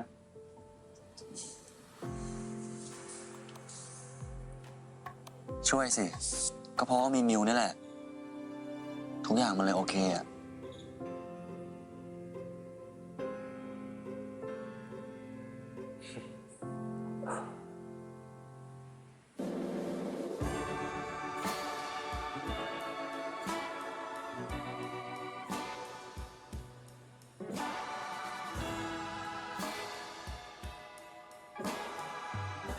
แซน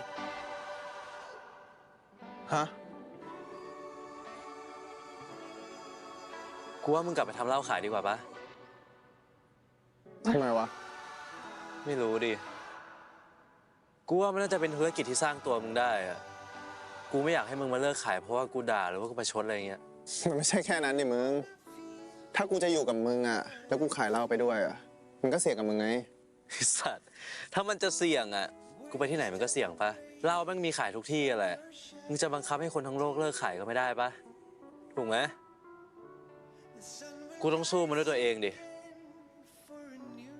มึงต้องไว้ใจกูนะเว้ย เอางี้ ถ้ากฎหมายสุราเสรีผ่านเมื่อไหร่อ่ะ เดี๋ยวกูเป็นนายทุนให้ สัตว์ มึงไม่เคยได้ยินเหรอ คนเป็นแฟนกันอ่ะทำธุรกิจด้วยกันมันเสี่ยงนะเว้ย เสี่ยงตรงไหนอ่ะ ก็กูรวยอยู่แล้วปะ กูก็แค่อยากให้มึงรวยด้วยอ่ะ จ้าพ่อไฮโซคุณหนูเล แต่ถือว่ามึงดีลแล้วนะ โอเค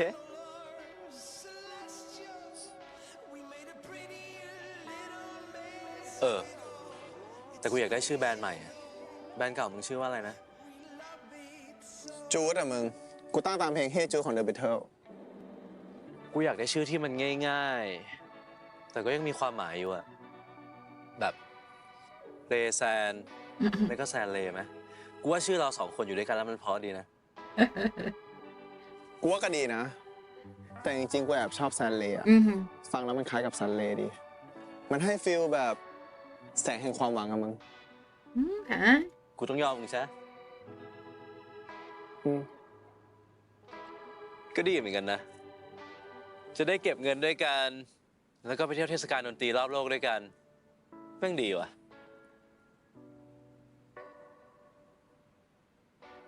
ขอบคุณมึงนะ ที่ทำให้ชีวิตกูมีเป้าหมายขนาดเนี้ย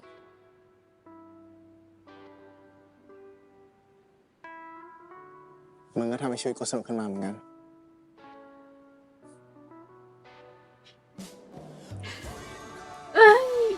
Yes.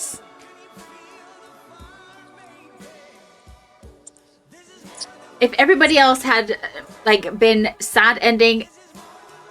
but these two had their happy ending, I would be still happy right now.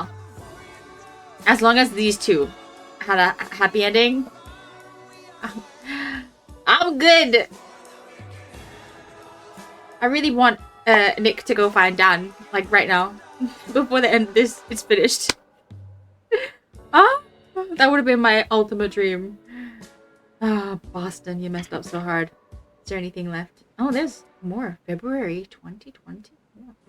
กูขอบใจพวกมึงนะเว้ยที่ชวนกูมาเปิดโฮสเทลให้อ่ะเชี่ยดูดิเห็นพวกมึงตั้งแต่เมาเหมือนหมามาตั้งแต่เฟชชี่อ่ะวันนี้พวกมึงต้องมีธุรกิจกันแล้วอ่ะโหกูบอกไว้ก่อนเลยนะเว้ยทำธุรกิจด้วยกันมันไม่ใช่เรื่องง่ายนะเข้าใจเปล่ากูเจ็บมาเยอะยิ่งเนี่ยพวกมึงเนี่ยเป็นคนใกล้ตัวกันเนี่ยยิ่งต้องใจเย็นเข้าใจป่ะแยกให้ออกเรื่องรักก็เรื่องรักเรื่องเงินก็เรื่องเงินเข้าใจไหมมิตรภาพดีๆอ่ะมันหายากพอๆกับผัวเลยนะเว้ยแต่กูโชคดีไงมีพวกมึงแม่งเป็นน้องที่ดีแล้วก็มีแฟนที่น่ารักแบบปักเนี่ยโอ้ยเจ๊เกินไปปะเนี่ยเจ๊นี่เจ๊จะอวยพรหรือจะอวยผัวเอาให้แน่มึงอีเชื่อมสู่รู้ตลอดเลยนะอีเชื่อมนะขอให้พวกมึงแม่งรวยๆแล้วกันนะเข้าใจปะกูกับปักจะหาเวลาว่างสักปีละ300วันชวนปักมาสเตย์เคชั่นที่นี่ล็อกห้องสวีทไว้ให้พวกกูด้วยนะเว้ยเจ๊ถ้าเจ๊มานะเอาไปทั้งโฮสเทลเลยเดี๋ยวปิดให้มึงพูดแล้วนะ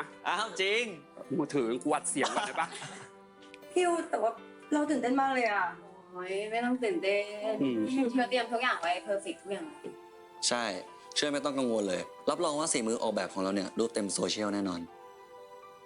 ทุกคนดูมีส่วนร่วมกันหมดเลยอะแต่กูมันไม่ได้ช่วยอะไรเลยอะโอ้โหไม่ช่วยอะไรมึงเป็นแฟนเจ้าของนะเว้ยแล้วก็เป็นเบสซัพพอร์เตอร์ทางใจที่ดีของกูช่วยเยอะสุดเลยรู้ปะเนี่ยฮะแหมจะรักกันทั้งทีเนี่ยก็เกินลิมิตกันไปหน่อยไหมยังไงฮะเฮ้ยลืมไปเลยอ่ะนี่ไอ้ตั้นอ่ะมันฝากรูปนี้มาให้แกะนี่รูปนี้เลยเจ๊ดูนี่นะเป็นรูปวันแรกที่เรามาที่โฮสเทลกันน่ารักปะเฮ้ยแขกมาแล้วเว้ยมึงเชื่อเร็วเดี๋ยวเราพูดเหมือนตอนที่เราซ้อมไว้อะ Welcome to OnlyFans Day เราพักกันแบบเพื่อน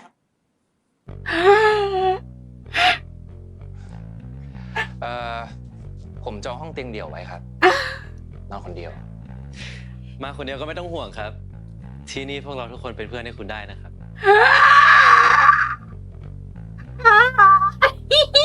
งั้นขอเป็นเพื่อนในคนนะครับ Look at this bombastic side eye. Oh my god, that's amazing. Wait, hold on. I'm gonna watch this. Mix is in the house, y'all.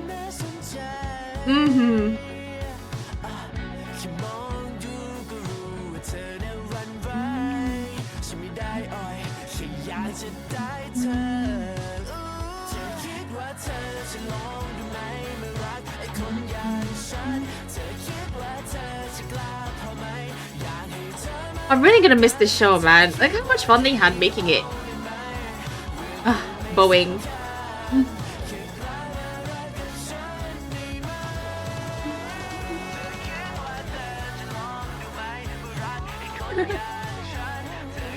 Oh, yes. 100% so grateful to whoever it was who made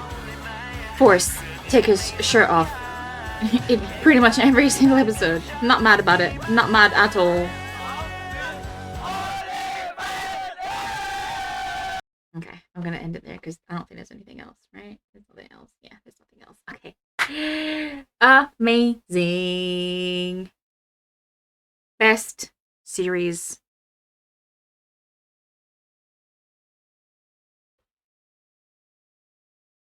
No, it's not. It's definitely in my top 5, actually. I'm not even gonna lie. I was gonna say best series ever, but really and truly, no. This year, I mean. I already have my 2 contenders for number 1 spot.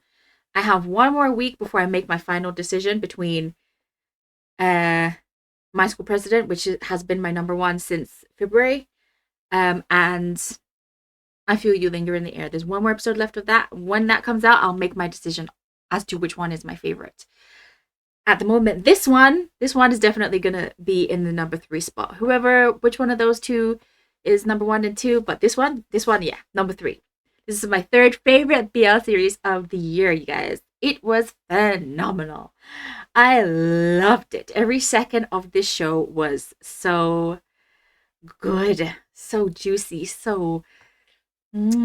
tasted so good. I loved it. I loved it so much. Every single person in this show was defected in some way. They were all messed up. Every single one of them was messed up. And I think the fact that we kind of went into the series knowing that these characters were flawed made it so much better, because sometimes you're watching something and you're expecting these people to be perfect because it's fiction. People like to pretend they're perfect. But we knew from the trailer, we knew going in that this show was about messy relationships and people who had problems, and friendships were going to be tested, relationships were going to be tested. People were going to get to know themselves, and it's been brilliant. It's been brilliant. I loved it. So much. This last episode was so good. Like, in the beginning when I was like, no, Boston and Nick cannot be together. But then they were like, oh, maybe I can come to New York with you, and and they were being so sweet, and Nick was in his baby girl moment, and I was just like, okay, maybe this is gonna work out. This is gonna be okay. But then Boston went and Bostoned his, he Boston's a hoe, okay? And I've been saying from the start, I don't care that Boston's a hoe. If you're a hoe, you're a hoe. There's no shame over here, right? But I think the fact that Boston tried to kind of change himself for Nick, I think what happened with Atom scared him so much that he thought he needed to change who he was for Nick, because he probably thought, oh, I need to kind of maybe calm down my hoish ways, because look what happened with Atom. I need to settle down and get me a boyfriend, blah blah blah. Maybe that's what he was thinking. I don't know, but it was never gonna work, because Boston is who he is. And honestly, I was okay with Boston being a hoe up until it affected his friendship with Mew. Okay, friends come first, and I think that's really the reason why Mew isn't so quick to forgive Boston, because they were friends. That's his friend. And not only did he sleep with his boyfriend, but he used his other friend, Ray, to kind of, spread rumors to Top about Ray and Mew maybe hooking up. So that's how Boston basically got into Top's pants in the first place. So I understand why Mew doesn't want to forgive Boston. I wouldn't have forgiven Top. Me personally, cheat on me, that's it. Why bother? Why? No. I'm not going back to somebody who's going to hurt me like that. So enough respect to Mew for getting back with his boyfriend who he loved, and also enough respect for him for not wanting to be friends with Boston anymore. And, he's taking that risk with being with Top again. And in the last episode, he said, if we fight sometimes, I might bring this up again. And I don't think is very fair, because if you're going to forgive someone and get back together with them, you can't always bring up their bad behavior. This is why I would never get back in a relationship with somebody who cheated on me. Never. I'm not the one. No. Sorry, but no. Yeah, so Boston's whole situation,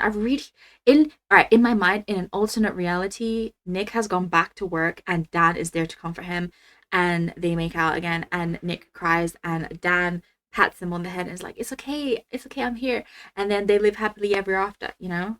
making cartoons and whatnot. That's the proper ending. That's the way I want this to, in my mind, that's what's going on. Okay, Sand and Ray, if Sand and Ray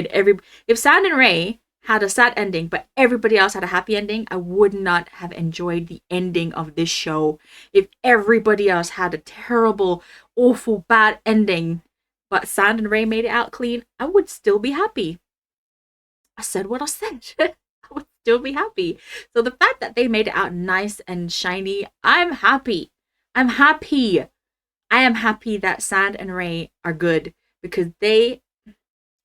have been my favorite since before the show even started, simply because first in Khaotung played them. I said what I said.